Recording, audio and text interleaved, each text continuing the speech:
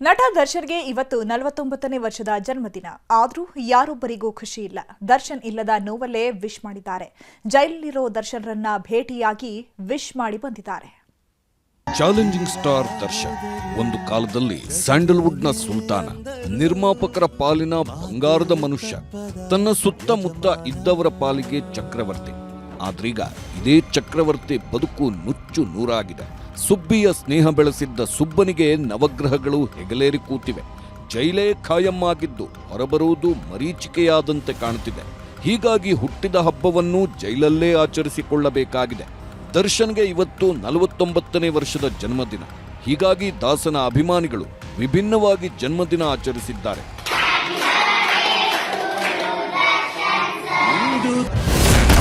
Boss ಇಲ್ಲದೆ ಸೆಲೆಬ್ರಿಟಿಗಳಿಗೆ ನೋವಿನ birthday. ದಾಸನ ಬಿಡುಗಡೆಗೆ ಅಭಿಮಾನಿಗಳ ಹರಕೆ. ದರ್ಶನ್ ಹುಟ್ಟುಹಬ್ಬ ಬಂತು ಅಂದ್ರೆ ಸಾಕು, ಅಭಿಮಾನಿಗಳೆಲ್ಲ ಸೇರ್ಕೊಂಡು ಊರ ಹಬ್ಬದಂತೆ ಮಾಡುತ್ತಿದ್ರು. ಫೆಬ್ರವರಿ 15ರ ರಾತ್ರಿಯೇ RR ನಗರದಲ್ಲಿ ಸಂಭ್ರಮ ಶುರುವಾಗ್ತಿತ್ತು. ಆದ್ರೆ ಈ ಬಾರಿ ಅದ್ಯಾವ ಖುಷಿಯೂ ಕಾಣಲಿಲ್ಲ.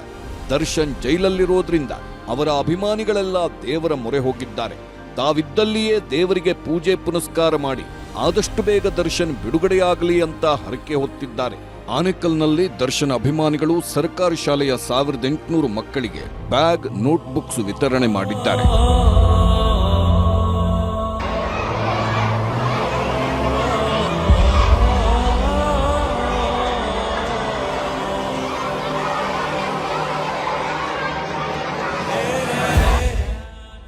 ದರ್ಶನ್ ಇಲ್ಲದಿದ್ರೂ ಒಂದಿಷ್ಟು ಅಭಿಮಾನಿಗಳು ಬಾಸ್ ಮನೆ ಬಳಿ ಬಂದಿದ್ರು. ದರ್ಶನ್ ಪರ ಘೋಷಣೆ ಕೂಗಿ ನೆಚ್ಚಿನ ನಟನ ಬರ್ತ್ಡೇ ಸೆಲೆಬ್ರೇಟ್ ಮಾಡುತ್ತಿದ್ದರು. ಹೀಗಾಗಿ ಯಾವುದೇ ಅಹಿತಕರ ಘಟನೆ ನಡೆಯಬಾರದು ಅಂತ ಪೊಲೀಸರು ಕಟ್ಟೆಚ್ಚರ ವಹಿಸಿದ್ರು. ಆದರೂ ದರ್ಶನ್ ಅಭಿಮಾನಿಯೊಬ್ಬ ಹುಚ್ಚಾಟ ಶುರು ಮಾಡಿದ್ದ. ಪೊಲೀಸರ ಮುಂದೆಯೇ ಕಿರಿಕ್ ಮಾಡುವುದಲ್ಲದೆ ವಾಗ್ವಾದಕ್ಕೂ ಇಳಿದಿದ್ದ. ಯಾವಾಗ ಈತನ ಉಪಟಳ ಜಾಸ್ತಿ ಆಯ್ತೋ ಪೊಲೀಸರು ಕಪಾಳ ಮೋಕ್ಷ ಮಾಡಿ ಕಳಿಸಿದ್ದಾರೆ.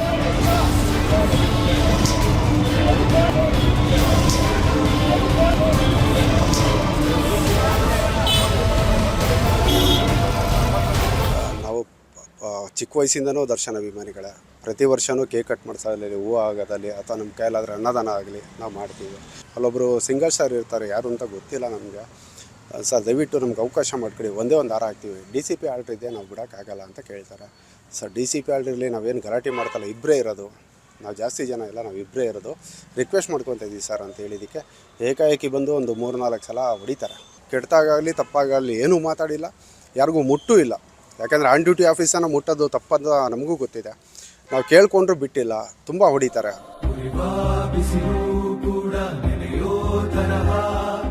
ದರ್ಶನ್ ಜನ್ಮದಿನಕ್ಕೆ ಸಿನಿಮಾ ರಂಗದ ಹಲವರು ವಿಶ್ ಮಾಡಿದ್ದಾರೆ. ರಚಿತಾ ರಾಮ್, ಮೇಘನಾ ಶೆಟ್ಟಿ, ತರುಣ್ ಸುಧೀರ್ ಸೇರಿದಂತೆ ಹಲವರು ಸೋಷಿಯಲ್ ಮೀಡಿಯಾದಲ್ಲಿ ವಿಶ್ ಮಾಡಿದ್ದಾರೆ. ವಿಜಯಲಕ್ಷ್ಮಿ ಕೂಡ ಪೋಸ್ಟ್ ಒಂದನ್ನ ಹಾಕಿದ್ದು, ಪ್ರತಿದಿನವೂ ಸಂಭ್ರಮಿಸಲ್ಪಡುವ ವ್ಯಕ್ತಿಗೆ ಹುಟ್ಟುಹಬ್ಬದ ಹಾರ್ದಿಕ ಶುಭಾಶಯಗಳು ಅಂತ ಬರೆದುಕೊಂಡಿದ್ದಾರೆ. ಸಂಜೆ ಹೊತ್ತಿಗೆ ಪರಪ್ಪನ ಅಗ್ರಹಾರ ಜೈಲಿಗೆ ಬಂದ ವಿಜಯಲಕ್ಷ್ಮಿ ಮಗ ವಿನೀಶ್, ಸಹೋದರ ದಿನಕರ್ ಹಾಗೂ ಧನ್ವೀರ್ ದರ್ಶನ್ರನ್ನ ಭೇಟಿ ಮಾಡಿ ವಾಪಸ್ಸಾದರು.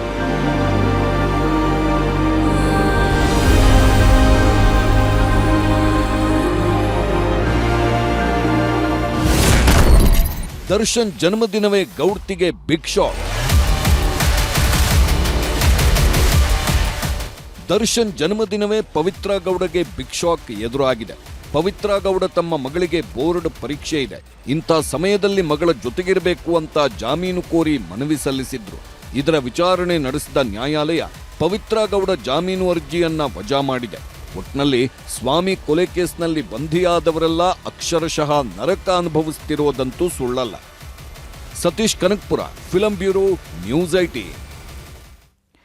11 ತಿಂಗಳ ಹಿಂದೆ ಇಡೀ ಕೊಪ್ಪಳ ಜಿಲ್ಲೆಯೇ ತಲೆ ತಗ್ಗಿಸುವಂತಹ ಘಟನೆ ನಡೆದಿತ್ತು.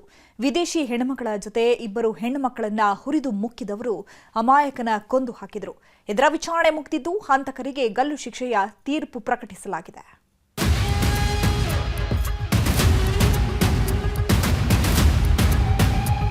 ಇವತ್ತು 3 ಜನಕ್ಕೆ ಡೆತ್ ಸೆಂಟೆನ್ಸ್ ವಿಧಿಸಲಾಗಿದೆ.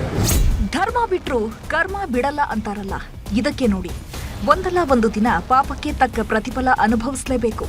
ಇದಕ್ಕೆ ಜೀವಂತ ಸಾಕ್ಷಿ ಅಂದ್ರೆ ಕೊಪ್ಪಳದಲ್ಲಿ ಇವತ್ತು ಹೊರಬಿದ್ದಿರೋ ಕೋರ್ಟ್ ತೀರ್ಪು. ವಿದೇಶಿ ಹೆಣ್ಮಗಳ ಮೇಲೆ ಅಟ್ಟಹಾಸ ಮೆರೆದವರಿಗೆ ಈಗ ಜೀವ ಭಯ ಶುರುವಾಗಿದೆ. ಕತ್ತಲ ರಾತ್ರಿಯಲ್ಲಿ ಹೆಣ್ಮಗಳನ್ನ ಹುರಿದು ಮುಕ್ಕಿದವರಿಗೆ ಗಲ್ಲು ಶಿಕ್ಷೆ ನೀಡಿ ನ್ಯಾಯಾಲಯ ತೀರ್ಪು ವಿಧಿಸಿದೆ.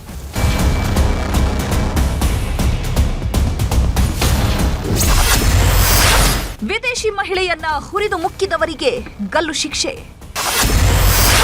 11 ತಿಂಗಳ ನಂತರ 3 ಕಾಮುಕರಿಗೆ ಮರಣದಂಡನೆ. ಕೊಪ್ಪಳ ಅಂದ್ರೆ ಪ್ರವಾಸಿಗರ ಪಾಲಿನ ಹಾಟ್ಸ್ಪಾಟ್. ಅಂಜನಾದ್ರಿ ಬೆಟ್ಟದಿಂದ ಹಿಡಿದು ಹಂಪಿಯ ಶಿಲ್ಪಕಲೆವರೆಗೂ ಪ್ರವಾಸಿಗರನ್ನ ಮಂತ್ರಮುಗ್ಧವಾಗಿಸುತ್ತೆ. ಹೀಗಾಗಿಯೇ ವಿದೇಶಿಗರು ಕೂಡ ಕೊಪ್ಪಳಕ್ಕೆ ದಂಡೆತ್ತಿ ಬರುವುದು. ಆದರೆ 11 ತಿಂಗಳ ಹಿಂದೆ ಇದೇ ಗಂಗಾವತಿಯಲ್ಲಿ ನಡೆಯಬಾರದ ಘಟನೆ ನಡೆದು ಹೋಗಿತ್ತು. ಕೆಲ ಕಾಮುಕರ ಅಟ್ಟಹಾಸಕ್ಕೆ ನಮ್ಮ ರಾಜ್ಯದ ಮರ್ಯಾದೆ ಮಣ್ಣು ಪಾಲಾಗಿ ಹೋಗಿತ್ತು. ಅಂದು ರಣಕೇಕೆ ಹಾಕಿದವರಿಗೆ ಈಗ ಕುಣಿಕೆ ಬೀಳೋ ಕಾಲ ಬಂದಿದೆ.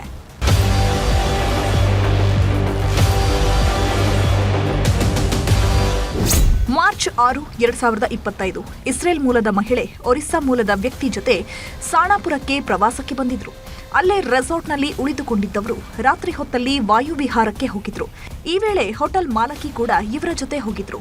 ಇದೇ ಹೊತ್ತಿಗೆ ಎಂಟ್ರಿ ಕೊಟ್ಟ 3 ಕಾಮುಕರು ವಿದೇಶಿ ಮಹಿಳೆ ಮೇಲೆ ಕಾಮದ ಕಣ್ಹಾಕಿದ್ದಾರೆ. ಆಕೆ ಮೇಲೆ ಅತ್ಯಾಚಾರ ಎಸಗಿದ್ದಲ್ಲದೆ ಹೋಟೆಲ್ ಮಾಲಕಿ ಮೇಲೂ ಅಟ್ಟಹಾಸ ಮೆರೆದಿದ್ರು. ಈ ವೇಳೆ ರಕ್ಷಣೆಗೆ ಹೋಗಿದ್ದ ಯುವಕನನ್ನ ಕಾಲುವೆಗೆ ತಳ್ಳಿ ಕೊಂದು ಹಾಕಿದ್ರು. ಆರೋಪಿತರಿಗೆ 103 BNS ಹೊಸ ಆಕ್ಟಿನ್ ಇದರಲ್ಲಿ ಮರಣದಂಡನೆ ಶಿಕ್ಷೆಯನ್ನು ವಿಧಿಸಿದ್ದಾರೆ. ಬಾಕಿ ಇದು ಗ್ಯಾಂಗ್ ರೇಪ್ ಅಫೆನ್ಸಿಗೆ ಜೀವನ ಪರ್ಯಂತ ಜೈಲಲ್ಲೇ ಇರಬೇಕು. ಟಿಲ್ ಇಸ್ ಲಾಸ್ಟ್ ಬ್ರೆತ್ ಅನ್ನಂಗೆ ಜೈಲಲ್ಲೇ ಇರಬೇಕಂತ ಅದು ಒಂಥರ ಜೀವಾವಧಿ ಶಿಕ್ಷೆ. ಆಮೇಲೆ ಹರ್ಟ್ ವಿತ್ ರಾಬರಿ ಅದು ಕೂಡ ಜೀವಾವಧಿ ಶಿಕ್ಷೆ. ಆಮೇಲೆ ಈ ಅತ್ಯಾಚಾರದ ಕೂಡ ಜೀವಾವಧಿ ಶಿಕ್ಷೆ. ಒಂದು ಸುಲಿಗೆ ಪ್ರಕರಣಕ್ಕೆ ಸಂಬಂಧಪಟ್ಟಂತೆ ಮಾತ್ರ 7 years ಇಂಪ್ರಿಸನ್ ಅಂತ ಮಾತ್ರ ಮಾಡಿದ್ದಾರೆ. ಯಾವಾಗ ಈ ಪ್ರಕರಣ ಅಂತಾರಾಷ್ಟ್ರೀಯ ಮಟ್ಟದಲ್ಲಿ ಸದ್ದು ಮಾಡಿತು, ತನಿಖೆಯ ವೇಗ ಚುರುಕುಗೊಂಡಿತ್ತು. 3 ಆರೋಪಿಗಳನ್ನ ಬಂಧಿಸಿದ್ದ ಪೊಲೀಸರು ನ್ಯಾಯಾಲಯದ ಮುಂದೆ ತಂದು ನಿಲ್ಲಿಸಿದ್ರು. ಅಂದಿನಿಂದ ನಡೆದಿದ್ದ ವಿಚಾರಣೆಯ ತೀರ್ಪು ಈಗ ಹೊರಬಿದ್ದಿದೆ. 3 ಕಾಮುಕರಿಗೆ ಗಲ್ಲು ಶಿಕ್ಷೆ ವಿಧಿಸಿ ಮಹತ್ವದ ಆದೇಶ ಹೊರಡಿಸಿದೆ. 101 ವಿಟ್ನೆಸಸ್ಗಳಿಗೆ ಹಾಗೂ 84 ಆರ್ಟಿಕಲ್ಸ್ DNA ಟೆಸ್ಟಿಂಗ್ ಹಾಗೂ ಮ್ಯಾಜಿಸ್ಟ್ರೇಟ್ ಸ್ಟೇಟ್ಮೆಂಟ್ ಕೂಡ ತೊಗೊಂಡಿದ್ವಿ. ಹಾಗೂ ತಹಶೀಲ್ದಾರ್ ಮುಂದೆ ಟೆಸ್ಟ್ ಐಡೆಂಟಿಫಿಕೇಷನ್ ಪರೇಡ್ ಇಷ್ಟೆಲ್ಲ ಪ್ರಕರಣಗಳನ್ನು ಒಳಗೊಂಡಂತೆ ಇವತ್ತು 3 ಜನಕ್ಕೆ ಡೆತ್ ಸೆಂಟೆನ್ಸ್ ವಿಧಿಸಲಾಗಿದೆ. ಗಂಗಾವತಿಯ ನ್ಯಾಯಾಲಯ ಐತಿಹಾಸಿಕ ತೀರ್ಪನ್ನು 3 ಜನ ಆರೋಪಿಗಳಿಗೆ ಮರಣದಂಡನೆಯನ್ನು ವಿಧಿಸಿದೆ. ಇದನ್ನು ಸಾರ್ವಜನಿಕ ಪರವಾಗಿ ನಾವು ತೀರ್ಪನ್ನು ಸ್ವಾಗತಿಸ್ತೇವೆ.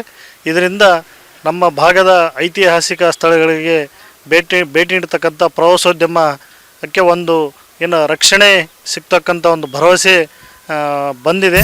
ಒಟ್ನಲ್ಲಿ ಇಡೀ ರಾಜ್ಯವೇ ತಲೆ ತಗ್ಗಿಸುವಂತೆ ಮಾಡಿದವರಿಗೆ ತಕ್ಕ ಶಿಕ್ಷೆಯಾಗಿದೆ. 2 ಹೆಣ್ಮಕ್ಕಳನ್ನ ಹುರಿದು ಮುಕ್ಕಿ ಅಮಾಯಕನನ್ನ ಕೊಂದು ಹಾಕಿದವರು ಕುಣಿಕೆ ಏರೋ ಕಾಲ ಬಂದಿದೆ. ಶರಣಪ್ಪ ಬಾಚಲಾಪುರ, ನ್ಯೂಸ್ 18 ಕೊಪ್ಪಳ. ಇಡೀ ಊರಿನ ಜನ ಕ್ರಿಕೆಟ್ ಮ್ಯಾಚ್ ನೋಡೋದ್ರಲ್ಲಿ ಬ್ಯುಸಿಯಾಗಿದ್ರು. ಅದೊಂದು ಮನೆಯವರು ಶಿವರಾತ್ರಿ ಜಾಗರಣೆಗೆ ಹೋಗಿದ್ರು. ಇದೇ ಸರಿಯಾದ ಸಮಯ ಅಂತ ಫೀಲ್ಡಿಗೆ ಇಳಿದವರು ಮನೆಯನ್ನೇ ಗುಡಿಸಿ ಗುಂಡಾಂತರ ಮಾಡಿದ್ದಾರೆ.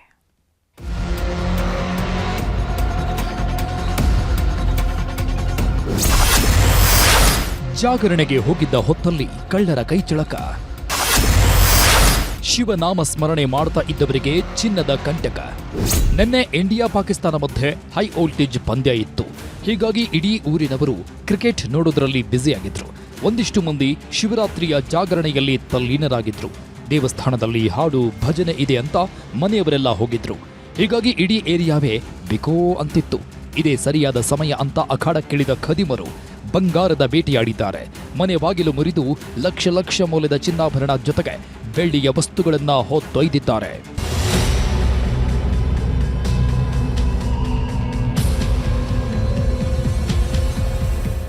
ವಿಜಯಪುರದ ಶಾರದಾ ನಗರದಲ್ಲಿ ನಡೆದ ದರೋಡೆ ಪ್ರಕರಣ ಇಡೀ ಊರಿನವರನ್ನ ಬೆಚ್ಚಿ ಬೀಳಿಸಿದೆ.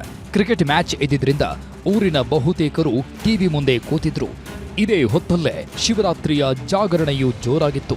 ಹೀಗಾಗಿ ಸೋಮಶೇಖರ ಗಣಿ ಅನ್ನೋರ ಕುಟುಂಬ ದೇವಸ್ಥಾನಕ್ಕೆ ಹೋಗಿದೆ. ಮಧ್ಯರಾತ್ರಿಯಾದ್ರೂ ಮನೆಗೆ ಬಂದಿರಲಿಲ್ಲ. ದೇವಸ್ಥಾನದಲ್ಲಿ ನಡೀತಾ ಇದ್ದ ಶಿವನಾಮ ಸ್ಮರಣೆಯಲ್ಲೇ ಮುಳುಗಿ ಹೋಗಿದ್ರು. ಇದೇ ಹೊತ್ತಲ್ಲೇ ಎಂಟ್ರಿ ಕೊಟ್ಟ ಖದೀಮರಿಗೆ ಬೀಗ ಹಾಕಿದ ಮನೆ ಕಣ್ಣಿಗೆ ಬಿದ್ದಿದೆ. ಇದೇ ಪಕ್ಕಾ ಪ್ಲೇಸ್ ಅಂದ್ಕೊಂಡು ಬೀಗ ಒಡೆದು ಒಳಗೆ ನುಗ್ಗಿದ್ದಾರೆ.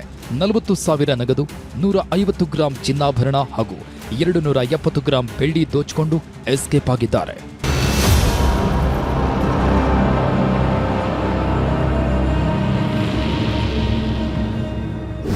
ಜಾಗರಣೆ ಮುಗಿಸಿಕೊಂಡು ಮನೆಗೆ ಬಂದವರಿಗೆ ಬಿಗ್ ಶಾಕ್ ಎದುರಾಗಿದೆ. ಇಡೀ ಮನೆಯನ್ನೇ ಗುಡಿಸಿ ಗುಂಡಾಂತರ ಮಾಡಿದ್ದಾರೆ. ಪ್ರಕರಣ ಸಂಬಂಧ ದೂರು ದಾಖಲಾಗಿದ್ದು ಪೊಲೀಸರು ತನಿಖೆ ಶುರು ಮಾಡಿದ್ದಾರೆ. ಒಟ್ನಲ್ಲಿ ಜಾಗರಣೆ ದಿನವನ್ನೇ ಬಂಡವಾಳ ಮಾಡಿಕೊಂಡವರು ಲಕ್ಷ ಮೌಲ್ಯದ ಚಿನ್ನಕ್ಕೆ ಕನ್ನ ಹಾಕಿದ್ದಾರೆ. ಗುರುರಾಜ್, ನ್ಯೂಸ್ 18, ವಿಜಯಪುರ. 9 ಜಿಲ್ಲೆಗಳಲ್ಲಿ ಇವತ್ತು ಕಿಡಿಗೇಡಿಗಳು ಅಟ್ಟಹಾಸ ಮೆರೆದಿದ್ದಾರೆ. ಕೋರ್ಟ್ಗಳನ್ನೇ ಗುರಿಯಾಗಿಸಿಕೊಂಡವರು ಇಮೇಲ್ ಬಾಂಬ್ ಹಾಕಿದ್ದಾರೆ. ಕೆಲವೇ ಹೊತ್ತಲ್ಲಿ ಬಾಂಬ್ ಸ್ಫೋಟಿಸ್ತೀವಿ ಅಂತ ಜನರನ್ನ ಬೆಚ್ಚಿ ಬಿಡಿಸಿದ್ದಾರೆ.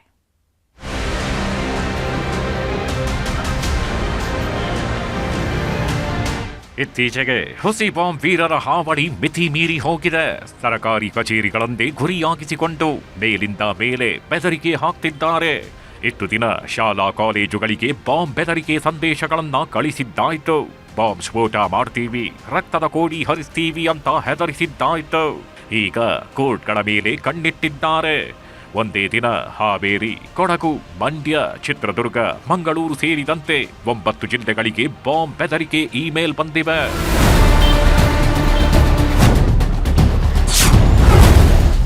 ಕೋರ್ಟ್ಗಳೇ ಟಾರ್ಗೆಟ್, ಬೆದರಿಕೆ ಇಮೇಲ್. ಎಲ್ಲಾ ಕಡೆ ಅಲರ್ಟ್, ಖಾಕಿ ಪಡೆ ತಲಾಶ್. ಹಾವೇರಿಯ ಜಿಲ್ಲಾ ನ್ಯಾಯಾಲಯಕ್ಕೆ ಬಂದ ಬಾಂಬ್ ಬೆದರಿಕೆ ಇಮೇಲ್ ಸಂದೇಶ ಎಲ್ಲರನ್ನೂ ಬೆಚ್ಚಿ ಬೀಳಿಸಿತ್ತು. ನ್ಯಾಯಾಧೀಶರಿಗೆ ಬಾಂಬ್ ಬೆದರಿಕೆ ಸಂದೇಶ ಬರ್ತಿದ್ದಂತೆ ಒಳಗಿದ್ದವರೆಲ್ಲ ಹೊರಗೆ ಓಡೋಡಿ ಬಂದಿದ್ರು. ಕೂಡಲೇ ಸ್ಥಳಕ್ಕಾಗಮಿಸಿದ ಖಾಕಿ ಪಡೆ ಹಾಗೂ ಬಾಂಬ್ ಸ್ಕ್ವಾಡ್ ಪಡೆ ಕೋರ್ಟ್ ಆವರಣದ ಮೂಲೆ ಮೂಲೆಯನ್ನ ಜಾಲಾಡಿದ್ದಾರೆ. ಅದರಲ್ಲೂ ಯಾವೊಂದು ವಸ್ತುವೂ ಸಿಕ್ಕಿಲ್ಲ. ಆದರೆ ಬಾಂಬ್ ಬೆದರಿಕೆ ಬಂದಿದ್ರಿಂದ ಇಂದಿನ ಕೋರ್ಟ್ ಕಲಾಪಗಳನ್ನ ಮೊಟಕುಗೊಳಿಸಲಾಯಿತು. ಧಾರವಾಡ ಹೈಕೋರ್ಟ್ಗೂ ಕಿಡಿಗೇಡಿಗಳು ಬಾಂಬ್ ಬೆದರಿಕೆ ಕಳಿಸಿದ್ರು. ಆದ್ರಿದು ಮೊದಲ ಬಾರಿಯಲ್ಲ. 1.5 ತಿಂಗಳ ಹಿಂದೆಯೂ ಇಂಥದ್ದೇ ಇಮೇಲ್ ಬಂದಿತ್ತು.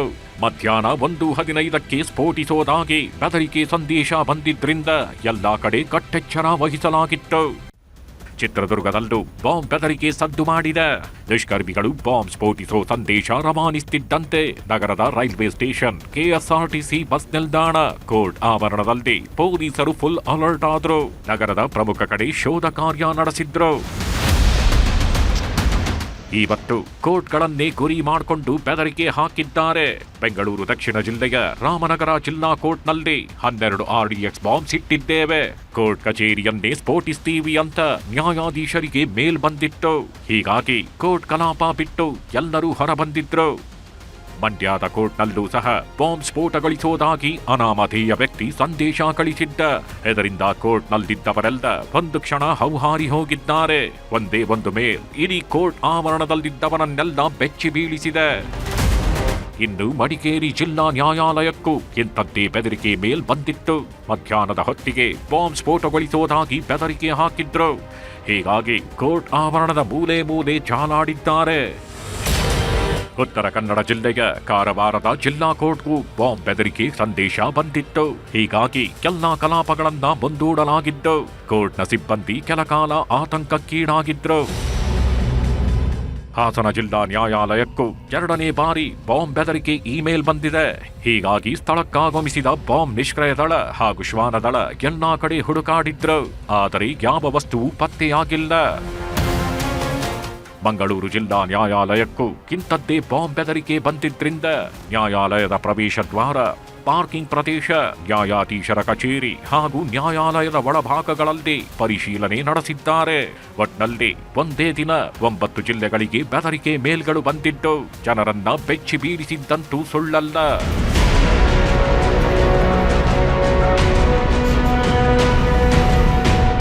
Bureau report, news 18. ರಣಜಿ ಟ್ರೋಫಿಯ ಸೆಮಿಫೈನಲ್ ಪಂದ್ಯದಲ್ಲಿ ಕನ್ನಡಿಗರು ಅಬ್ಬರಿಸಿ ಬೊಬ್ಬಿರಿದಿದ್ದಾರೆ. ಉತ್ತರಾಖಂಡ್ ವಿರುದ್ಧ ಟಾಸ್ ಸೋತು ಮೊದಲು ಬ್ಯಾಟಿಂಗ್ ಮಾಡಿದ ಕರ್ನಾಟಕ ತಂಡ ಬೃಹತ್ ಮೊತ್ತ ಕಲೆ ಹಾಕಿದೆ. ಎರಡನೇ ದಿನದ ಆಟದ ಅಂತ್ಯಕ್ಕೆ 6 ವಿಕೆಟ್ ಕಳ್ಕೊಂಡು 689 ರನ್ ಕಲೆ ಹಾಕಿದೆ. ಕ್ಯಾಪ್ಟನ್ ದೇವದತ್ ಪಡಿಕ್ಕಲ್ ದ್ವಿಶತಕ ಸಿಡಿಸಿದರೆ ಕೆಎಲ್ ರಾಹುಲ್ ಹಾಗೂ ಸ್ಮರಣ್ ರವಿಚಂದ್ರನ್ ಶತಕದ ಆಟ ಆಡಿದ್ರು. ಕರುಣ್ ನಾಯರ್ ಕೂಡ 60 ರನ್ ಗಳಿಸಿ ತಂಡಕ್ಕೆ ಆಸರೆಯಾದರು. ದಿನದಾಟದ ಅಂತ್ಯಕ್ಕೆ ಕರ್ನಾಟಕ ತಂಡ 689 ರನ್ ಗಳಿಸಿದ್ದು ವಿದ್ಯಾಧರ್ ಪಾಟೀಲ್ ಹಾಗೂ ಸ್ಮರಣ್ ಕ್ರೀಸ್ ಕಾಯ್ದುಕೊಂಡಿದ್ದಾರೆ.